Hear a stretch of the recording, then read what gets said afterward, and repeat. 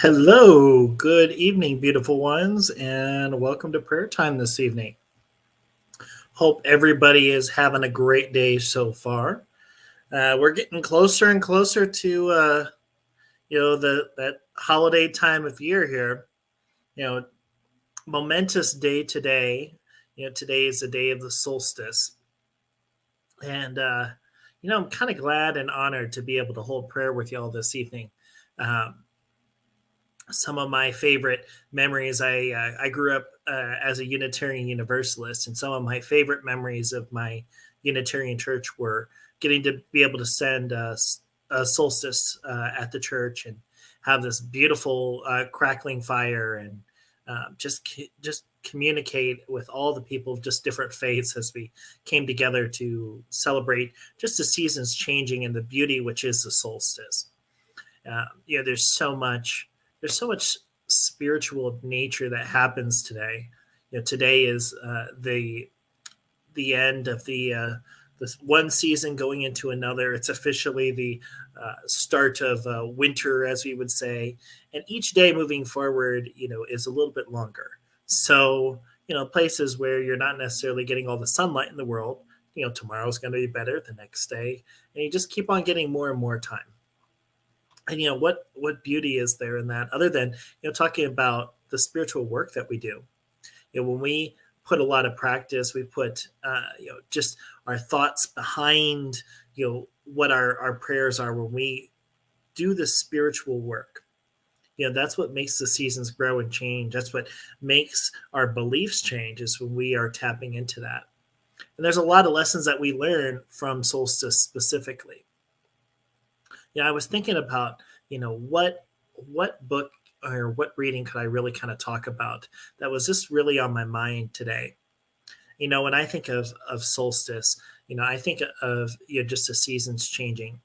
But I also think about our thoughts changing, because as we get closer and closer to this Christmas time here, there's so much opportunity for us to get closer to this Christ consciousness, as we refer to it, New Thought teaching.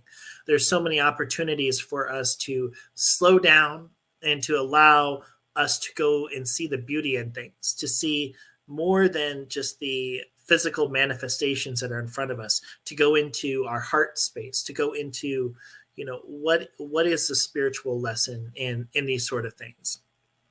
And I thought, really one of the best indicators of spiritual lessons. Well, thank you for that message here, Colleen. Um, One of the really most awesome spiritual teachings that I found, is from Deepak Chopra. And if you've never had a chance to read, this is called the Seven Spiritual Laws of Success. But a really great one to talk about, as these seasons are changing, as we're thinking about the just kind of the evolution of things. This kind of the idea of law of karma. So I've really kind of been thinking about how, as we develop our mind, as we spiritually grow, what role does karma have to play in that? you know how do we start and keep up a spiritual practice for the science of mind? That's a great question, Colleen. Go ahead and show that question here. Really fantastic question. So I find the best part to start a spiritual practice is to experiment with what you see in front of you, and to allow yourself to try it for a period of time, and to ask yourself if it resonates with you. So I'll give you an example.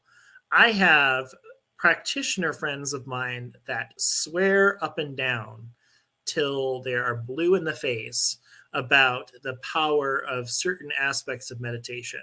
Um, I have one in particular who loves what's called binaural beats. And basically, what binaural beats are is they're a way for you to meditate before you go to sleep. It changes your brain waves. They have our brain functions. We have alpha, beta, gamma, and delta rays. But the point of a binaural beat is to basically allow our brain to relax and allow us to get into a deep consciousness. Um, But that is a spiritual practice. That's a one of those deals where you have to find out what works for you. So, I always say when we're talking about a spiritual practice, you want to put time behind it to find out if it works or if it doesn't work. Your mind is naturally going to resist something the first couple days that you try it. Or on the flip side of it, you may fall in love with something for the first couple days and then it may dissipate. So what I would always suggest is to really kind of take some time and at least take 30 days on a spiritual practice before you say yes or no in either way. And the other thing I would also ask or state on it is to not define yourself by other people's spiritual practice. Uh, I teach people how to read tarot. One of the most easy cards that I demonstrate with people is the Five of Wands energy, which is are comparing ourselves to others. And there's in most tarot decks, there's a picture of a solid tree and then a bamboo tree. And the idea is that we can't really compare a bamboo tree to an oak tree because they're two different things. They do two different things. One may be stronger and sturdier, but one may live longer. One may be physically stronger, but one has a much deeper connection, deeper roots in the ground. So we can't really allow ourselves to put ourselves in a bubble. So I would say, the main thing I would talk to you about keeping up the spiritual practice is realizing if something isn't working, is to figure out the disconnect, whether it is spiritually something that's not working or physically not working. You know, we may choose to meditate for an hour, for example, but our brains aren't made to meditate for an hour.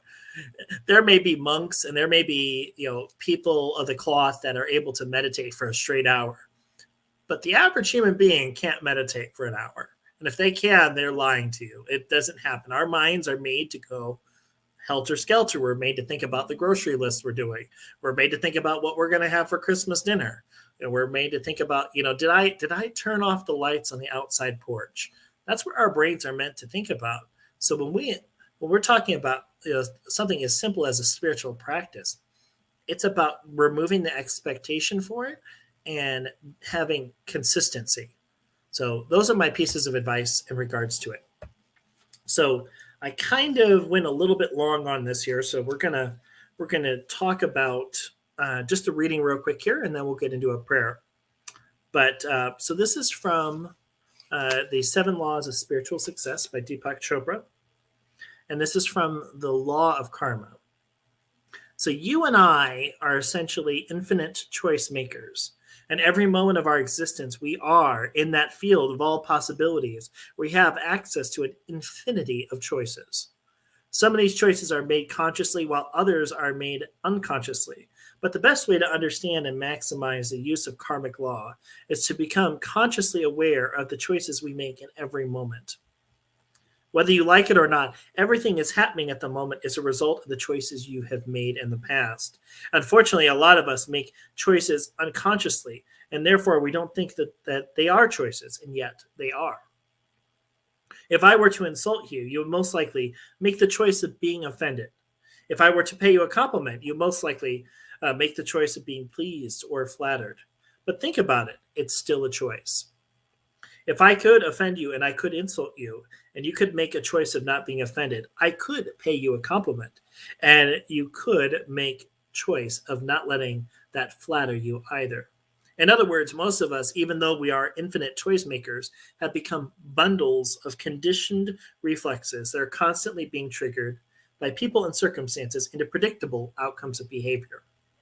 These conditioned reflexes are like Pavlovian conditioning.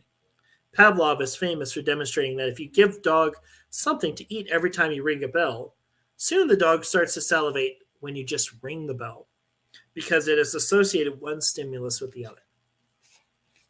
Most of us, as a result of conditioning, have repetitious and predictable responses to the stimuli in our environment. Our reactions seem to be automatically triggered by people and circumstances, and we forget that we are still making choices and that these choices are in every moment of our existence. We are simply making these choices unconsciously. All right, beautiful. So, when we're thinking about what this reading is really kind of talking about, I'm going to go into it for just a second here because this is what we have a chance to do. You know, our mind, when we're connected to the creative mediumship, when we're talking about spiritual mind treatment, we're talking about prayer. When we are unified with spirit, we are taking away this world of form that we have. We're taking away the choices that this world of form puts in front of us, and we're allowing ourselves to connect with the ultimate choice, the ultimate decision maker in being, and that's the universal mind. Because not only are we seeing one choice, but we're seeing everything. We're seeing the whole playbook in front of us. If we're thinking about it as a chess match, we're seeing the chess match unfold. And when we're connecting with that Christ consciousness, we're able to see the whole game play out. We're able to see that connection that we have. We're able to see where it leads. We're able to know where it transitions when we move past into that next meant to be. We're able to connect. And that's really kind of where the spiritual lesson of karma kind of comes in. There a lot of times with karma, people will say the threefold rule, which is whatever you do comes back to help or haunt you threefold. And there's a lot of truth that people remember the haunting part, but the also aspect of it is also the helping part. When you're planting seeds of abundance, that's where abundance comes in your life. Really, that three folds rule is one of the earliest demonstrations of the law of circulation. They're all connected. So, just my spiritual wisdom for the evening, and we're going to go ahead and connect and go into prayer right now. I have my beautiful hot cocoa here, and the Christmas holidays, I have hot cocoa that is supposed to be Lucky Charms flavored, but it's not Lucky Charms flavored.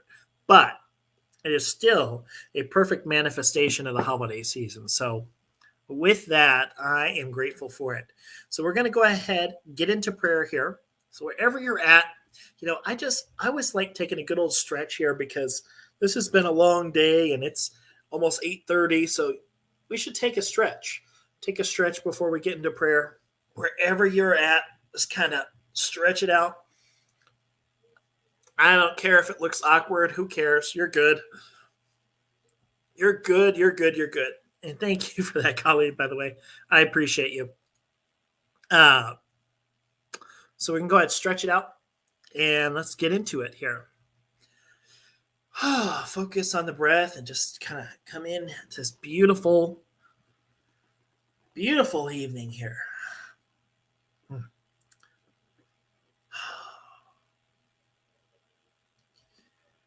So, what I do know in this evening here is that I just see the beautiful colors in the sky as we transition to the evening. The sunset, the colors of blue and orange and red, the colors of the trees changing, the beautiful colors that represent this Christmas holiday coming up here, the beautiful reds and greens and the pine trees and the lights and the decorations. There's so many just demonstrations of God that exist around us in this holiday time space here. But really, what these representations are of one greater word, and that is the power of love. For the real example of the presence of God exists in love.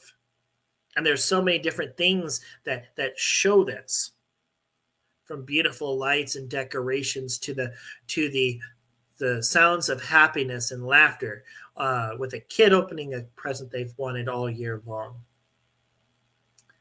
to the sound of tears of joy for the person who can't afford a tree who's able to provide one this year, to the laughter that happens when someone who has had this rough year, this pandemic has come on here, who's able just to be one with joy, to connect to laughter, to connect to this life force that is. That is this perfect representation of God around us. It goes within people, places, things, animals. I saw this beautiful representation of God's Spirit here and my awesome puppy dog who just got groomed today. Makes me chuckle every time I see Ziggy. Hmm. Just so many examples of spirit that exists here in this beautiful day. And I know that my mind is one connected with this creative medium of spirit. That my thoughts, my feelings, my hopes, my desires, my mind, what I have thought of as part of this collective medium. And I not only know this truth for myself, but I know this truth for every man, woman, and child on this spiritual path. I know this for every single person that today is worshiping, whether they're in a mosque, a cathedral, whether they're in nature, a sweat lodge, or in a church, a synagogue, it doesn't matter. Whether they're out in nature celebrating this beautiful solstice, their minds are one connected with this universal spirit of God. And I just know in this beautiful day that what comes forth the most here is this idea of peace, of love, of happiness, of joy, of this clarity of this holiday season. For as this holiday season grows nearer and nearer, there's a chance for us to connect into this universal life force. There's a chance for us to go within to this love, for us to be one with this change that we so desire in our society, to be a part of this spiritual beacon to this truth for tomorrow, to be this ripple, to be this change. And I just see this beauty that unfolds in front of us here.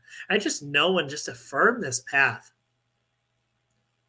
For the reality is that all of us are on this spiritual path, exactly how it needs to be formed. There is no such thing as a wrong path or a wrong turn. All paths lead to this idea, this presence, this knowingness of God. And I just rest myself in that truth because there is no separation. There is no separation, whether we are on top of a mountain, whether we're scuba diving in the middle of the ocean, there's still that presence of spirit that's there. And with that, I just know that truth, that light that fills our heart, that fills our soul, that just comes out at this time. It comes out as we get closer to this holiday spirit, as we say yes to this art of giving and receiving. For not only is it about the love that we give out into the universe, it's about what we receive. It's about how we move forward as spiritual beings of love and light. It's about the truth that we move forward. It's about that path of saying yes. It's about that connection, moving within to that higher resonance of consciousness, of awakening. And just knowing these truths here, this beautiful fall into winter, first day of winter evening, I just know my heart is just filled with immense gratitude. Immense gratitude at being able to see this beautiful love and light, which is this New Thought media network, to see this prayer unfold perfectly, divinely guided. I just give deep gratitude for being able to be in this moment, for being able to be that light, to be the change, that is needed in this world, to be the change that is needed for tomorrow.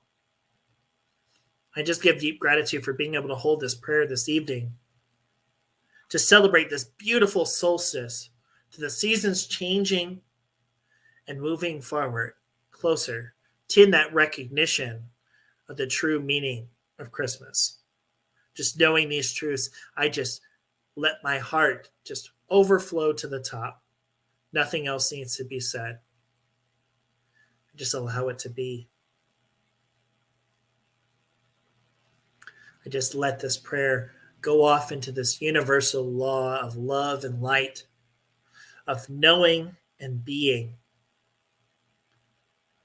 to this overall beautiful source. Let it be. I simply let it go, take a deep breath, release this into this universal law. And I invite you, wherever you are at, no matter what time you are watching this prayer, to simply repeat after me. And so it is. Awesome.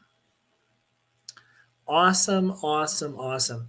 Well, we went a little bit late this evening, but you know what? It's okie dokie. Spirit understands. It has been fun, my friends. Just a reminder, if you do need to hold something in prayer, we're happy to do it for you. There is practitioners and ministers alike, prayer@ntmedia.org. We take your prayers very, very seriously, and we're happy to hold something in prayer for you this holiday season. If you like what we're doing here at the network, also please feel free to support at ntmedia.org. Much love and light, my friends. We went a little over this evening, and I apologize, but you all are awesome. Until we meet again, I will see you guys tomorrow night. Peace, love, and blessings. And so it is.